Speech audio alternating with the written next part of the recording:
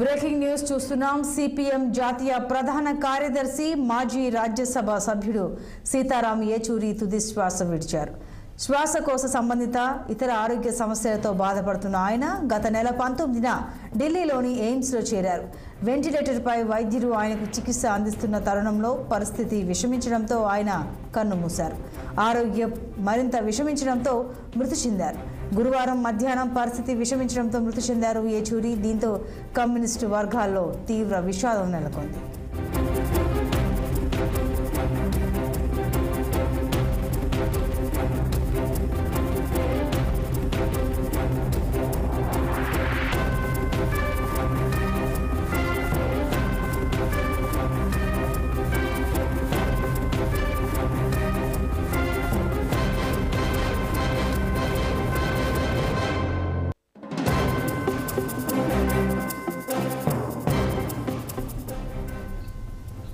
CPM జాతీయ ప్రధాన కార్యదర్శి మాజీ రాజ్యసభ సభ్యులు సీతారాం ఏచూరి తుది శ్వాస విడిచారు. శ్వాసకోశ సంబంధిత ఇతర ఆరోగ్య సమస్యలతో బాధపడుతున్న ఆయన గత నెల 19న ఢిల్లీలోని ఎయిమ్స్లో చేరారు.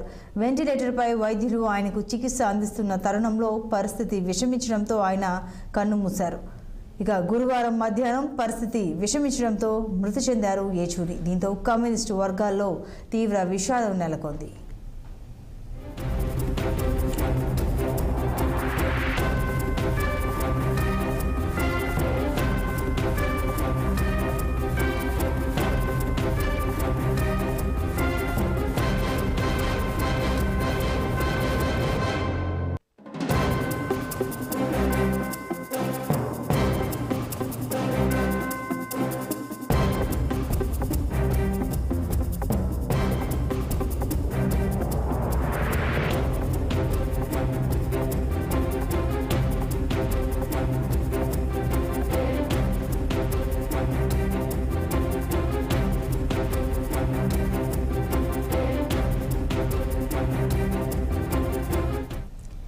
సిపిఎం జాతీయ ప్రధాన కార్యదర్శి మాజీ రాజ్యసభ సభ్యులు సీతారాం ఏచూరి తుది శ్వాస విడిచారు. శ్వాసకోశ సంబంధిత ఇతర ఆరోగ్య సమస్యలతో బాధపడుతున్న ఆయన గత నెల 19న ఢిల్లీలోని ఎయిమ్స్లో చేరారు. వెంటిలేటర్పై వైద్యులు ఆయనకు చికిత్స అందిస్తున్న తరుణంలో పరిస్థితి విషమించడంతో ఆయన కన్నుమూశారు. ఆరోగ్యం మరింత విషమించడంతో మృతి చెందారు ఏచూరి. గురువారం మధ్యాహ్నం పరిస్థితి విషమించడంతో మృతి చెందారు సీతారాం ఏచూరి. దీంతో కమ్యూనిస్టు వర్గాల్లో తీవ్ర విషాదం నెలకొంది.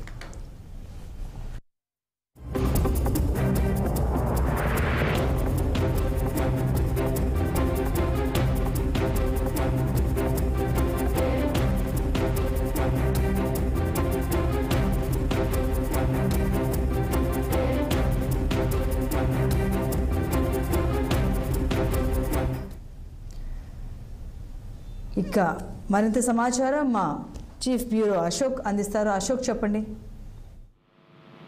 ప్రముఖ రాజకీయవేత్త వామపక్ష నేత సీతారామ ప్రధాన కార్యదర్శి సిపిఎం ప్రధాన కార్యదర్శి సీతారాం ఏచూరి చనిపోయారు. ఆయన గత నెల 19వ తారీఖు నుంచి ఢిల్లీలోని ఎయిమ్స్ లో శ్వాసకోశ ఇబ్బందులతో ఆయన ఆసుపత్రిలో చేరారు. సో సీతారాం ఏచూరి ప్రస్తుతము సిపిఎం ప్రధాన కార్యదర్శిగా ఉన్నారు. ఆయన సిపిఎం పార్టీకి గత 40 సంవత్సరాల నుంచి సేవలు అందిస్తూనే ఉన్నారు. సో గతంలో కూడా ఆయనకు అనారోగ్య కారణాలు ఉన్నాయి. గత నెలలో హాస్పిటల్ చేరి మళ్ళీ డిశ్చార్జ్ అయ్యారు.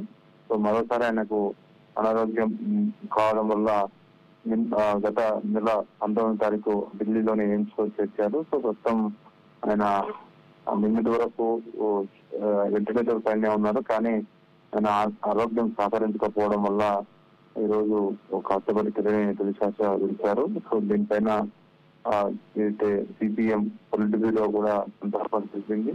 ఒక మంచి వ్యక్తిని, ఒక శాస్త్రాన్ని కోల్పోయామంటూ సిపిఎం బ్యూరో సభ్యులు ప్రకటించారు. సో ఓవరాల్ గా దీనికి సిపిఎం సంబంధించిన సిపిఎం కు ఒక భారీ లోటు అని చెప్పుకోవచ్చు. ఆయన రాజకీయాల్లో చాలా సీనియర్ నేత, రాజ్యసభ ఎంపీగా, సిపిఎం పొలిట్ బ్యూరో సభ్యునిగా, ఆర్థికవేత్తగా, సామాజిక కార్యకర్తగా చాలా సేవలు అందించారు దేశ రాజకీయాల్లో.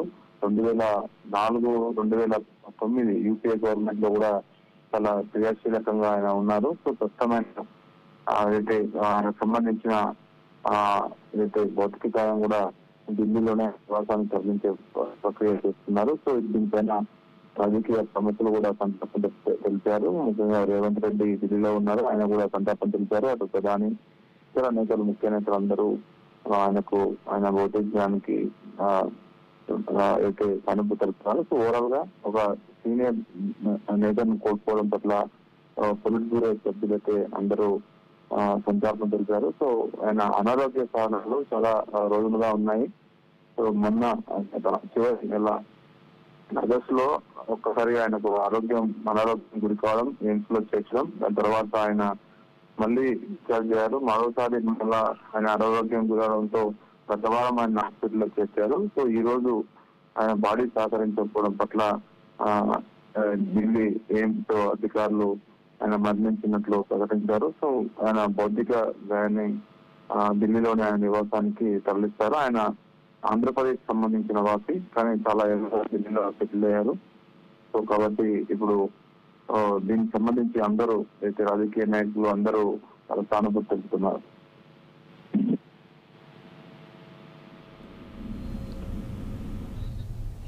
Right, thank you.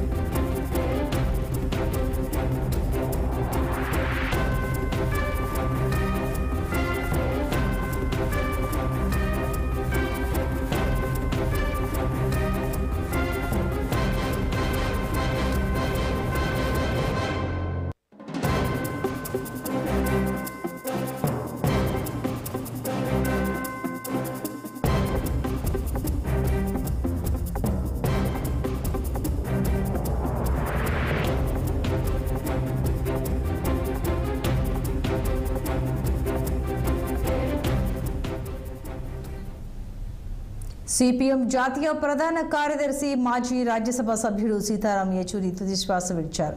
శ్వాసకోశ సంబంధిత వ్యాధితో బాధపడుతున్న ఆయన గత నెల 19న ఢిల్లీలోని ఎయిమ్స్లో చేరారు. వెంటిలేటర్పై చికిత్స పొందుతూ ఆయన తుది శ్వాస విడిచారు. మరింత సమాచారం మా సీనియర్ కరెస్పాండెంట్ శ్రీనివాస్ అందిస్తారు. శ్రీనివాస్. సీనియర్ కమ్యూనిస్ట్ అంటే సిపిఐఎం నేత సీతారాం యేచూరి ఏదైతే ఈరోజు తుది శ్వాస విడిచారో, అయితే గత నెల 19న ఢిల్లీ ఎయిమ్స్ లో చేరిన సీతారాం యేచూరి చికిత్స పొందుతున్నాడు. ఈ క్రమంలో కూడా ఆయన చికిత్స పొందుతూ ఈ రోజు నిశ్చయం జరిగింది. అయితే 1952లో ఆగస్టు 12న చెన్నైలో పుట్టాడు సీతారాం యేచూరి. అయితే 10th క్లాస్ వరకు హైదరాబాద్ లో చదివారు. అయితే ఎంఏ ఎకనామిక్స్ ఢిల్లీలోని జవహర్లాల్ నెహ్రూ యూనివర్సిటీలో ఎంఏ ఎకనామిక్స్ చేశారు. అయితే ఆయనకి భాష పట్ల కూడా ప్రావీణ్యం బాగా ఉంది. అదేవిధంగా 3 సార్లు జేఎన్యూ యూనియన్ ప్రెసిడెంట్ గా కూడా పనిచేశారు. అయితే 1974లో కూడా మొదటిసారి ఎస్ఎఫ్ఐ పార్టీలో సిపిఎం అనుబంధ సంస్థ ఎస్ఎఫ్ఐలో చేరారు. అయితే 1985లో కేంద్ర కమిటీ సభ్యులుగా ఉన్నారు. జేఎన్యూని వామపక్ష కంచుకోటగా మార్చడంలో కూడా ఆయన ప్రధాన పాత్ర పోషించారు. అయితే 2015, 18, 2022లో 3 సార్లు జాతీయ ప్రధాన అంటే జనరల్ సెక్రటరీగా, ఆల్ ఇండియా జనరల్ సెక్రటరీగా పనిచేశారు. అంటే 2005లో కూడా రాజ్యసభ, బెంగాల్ నుండి కూడా రాజ్యసభ సభ్యుడిగా కూడా ఎన్నికవడం జరిగింది సీతారాం యేచూరి. ఈ నేపథ్యంలో కూడా సీతారాం యేచూరి సిపిఎంకి చేసినటువంటి సేవల్ని పలువురు సీనియర్లు కొనియాడుతున్నారు. అదేవిధంగా ఆయన ప్రజల పక్షాన, ఏదైతే పీడిత ప్రజల పక్షాన పోరాటంలో ముందుండేవారు, పార్టీని అభివృద్ధి పథంలో ముందు తీసుకోవడానికి కూడా సీతారాం యేచూరి కృషి చేశారు. ఈ నేపథ్యంలో కూడా ఆయన మృతి పట్ల తెలంగాణ సీఎం రేవంత్ రెడ్డి కూడా పగాడ వాళ్ళ కుటుంబ సభ్యులకు సానుభూతి తెలియపరుస్తుంది. సీతారాం యేచూరి మృతి పట్ల పలువురు సీనియర్ ఏదైతే పార్టీ నేతలు కూడా అంటే సానుభూతి తెలియజేసిన పరిస్థితి కనిపిస్తుంది. Thank you.